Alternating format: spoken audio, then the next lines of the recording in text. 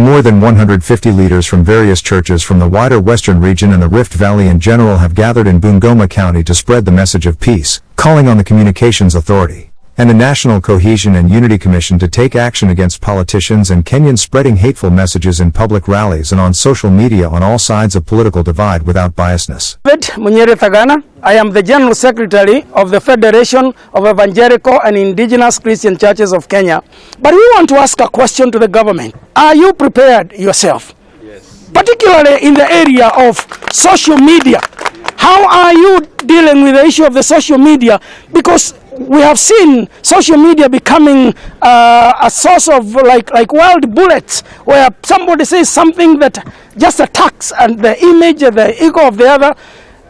You have the mechanism to control the social media. You know who is sending what message. What are you doing about it? So government would like protection, especially on the usage of social media.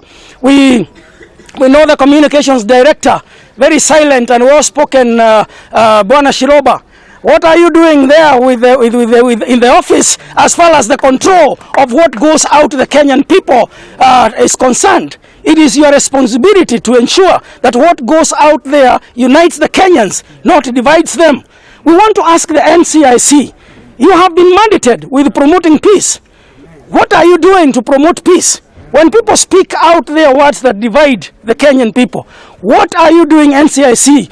Many times we have heard you speak more than act, and we are asking you to act more than you speak. Yes. And when you act, we would like you to act in all fairness and be seen to be acting in all fairness to all sides of the political divide, so that you are not seen to be speaking or acting on behalf of one side, not to pick words from a politician and then go and fight or just be divided, because at the end of it all, we are all Kenyans. We are also very much prepared in terms of after the elections. We have put mechanisms as a church for arbitration for those who may want to get into any conflict. But we have a single message for after the elections, that all of us accept the results the way they will be.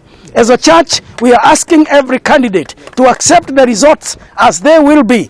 And if you have reason to believe that you have not been treated fairly, we have put mechanisms as a church for mediation, for arbitration, and for peaceful resolution of conflicts without necessarily having to go out and inciting people to fight. We don't want any more fight in this country. We have seen the results of the fight. We don't want any more fight. We have organized this meeting in western part of Kenya, specifically in Bungoma, is because it is a strategic location for us to promote peace.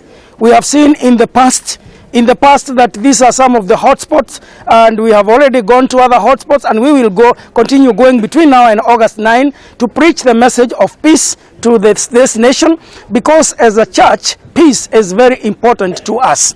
And we chose the message to strengthen the family, or with a focus on the family, because we believe strongly that when families become ambassadors of peace, then the wards, the constituencies, the counties, we will all together as a nation preach the message of peace. The nation as federation and as GOA also, in terms of speaking to the people who are voting and those who are being voted for, we have spoken to all the leaders. We have told them, speak things that unite but not divide.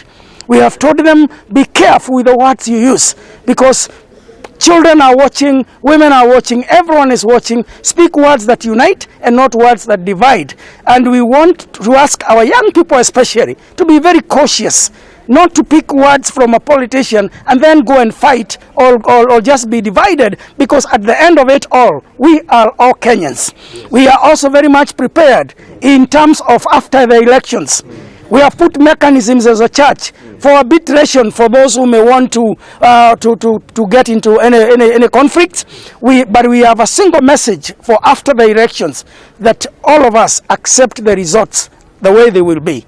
As a church, we are asking every candidate to accept the results as they will be. And if you have reason to believe that you have not been treated fairly, We have put mechanisms as a church for mediation, for arbitration, and for peaceful resolution of conflicts without necessarily having to go out and inciting people to fight. We don't want any more fight in this country. We have seen the results of the fight. We don't want any more fight. COVID has messed our economy. We cannot again follow it up with the fight and conflict. So we are prepared for a peaceful election. Noah Kipkoech Misoi kutoka eneo ya Nandi Hills. Huu wa 2022 ama uchaguzi ambao unakuja, wote tumeshikana kwa upamoja kuhakikisha kwamba hatutakuwa na shida katika eneo yetu ya Rift Valley. So ninawahakikishia wote mandugu zetu ambao mnaishi katika mji wa Nyanza Western Province na Kenya mzima kwamba eneo yetu ya Rift Valley tuna amani, tunapendana kabisa, hatuna maneno mengine, hatuna mambo na chuki. Tumejua kwamba tulitumika vibaya wakati ule, tukajikuta kwamba tumeharibia nayo wenyewe kwa wenyewe, lakini baada ya siasa kuisha tukajikuta kwamba wenye hasara walikuwa ni sisi. So round hii wenye watakuwa na hasara sio sisi tena, maana tumeshikamana na wandugu zetu kuhakikisha kwamba undugu na upendo katika Bonde la Ufa unadumishwa. Dindo, the presiding bishop of Beloved Church Mission in Kenya. The branch of the Western Kenya cut us across Rift Valley and Nyanza. And we are gathering here together with the representative from the counties that cut us across all these said regions. We have Kisii, we have people from Homa Bay, we have people from Kisumu, we have people from Siaya, we have people from Trans Nzoia, Kitale, Eldoret, Nandi, and the larger Kakamega County, Rift Valley, and we have Vihiga, we have Trans Nzoia. Our voice here is just one, that as a federation, we are a place to belong. We are a place to be known. We are a place to be loved. We are a place to be involved. And we are a place to be blessed with networking, capacity building, training, and all manner of assistance and advocacy that is required for you as you are in this soil of Western Kenya. My chairman is Dr. Charles Omroka. My Secretary General is Apostle Wilfred Omumia. The Treasurer is Bishop Sophia Marenya, who are not with us here for one reason or the other. We appreciate all that the National Office through our able Secretary General did yesterday to launch and to give us a frequency to operate as a unitary entity that is going to cause and to focus on the unity of brethren. We are having prayer caravan going around, sponsored committee. As you ask the question that what we are doing, we are praying, we are negotiating for peace, and we are calling for peace. Let me bring on board. Na kwa jina naitwa Overseer Paulo Duorogutu kutoka Nyanza Region chini ya Glory Outreach Assembly, katika hali ya campaign kwa julisha ya kwamba unapoona mwandishi wa habari ujue ya kwamba huyo ni ndugu yako ama huyo ni dada yako, ni huyo mtu ambaye anataka ujue kila ambacho kinaendelea katika nchi. Sasa naomba sana ya kwamba wanasiasa mchukue jukumu kuelezea wazi ya kuwa waandishi wa habari nafaa wawe na nafasi yao ya kipekee na waonekane kama wahudumu ama wasaidizi wetu katika hali ya huduma ambayo wanatupatia katika nchi yetu ya Kenya.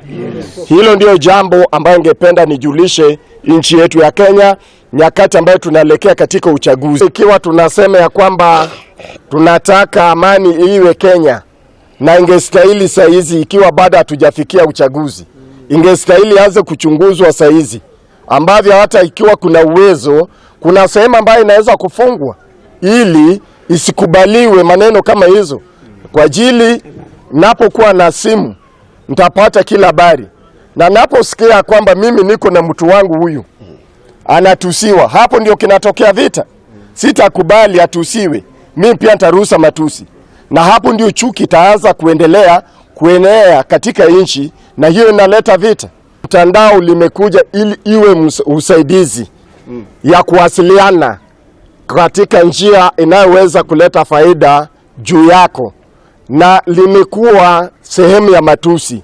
Unaikuta unapoifungua chama hii na chama hii ama mjumbe huyu na huyu washirika wao kila ambacho lipo ni matusi, na hilo sio faida katika nchi yetu ya Kenya. Ikiwa tunasema ya kwamba tumekomaa, inafaa tudhihirishe wazi ya kwamba ukoma wetu tumekomaa jinsi gani. Mtandao ilikuja ili iwe kuwasiliana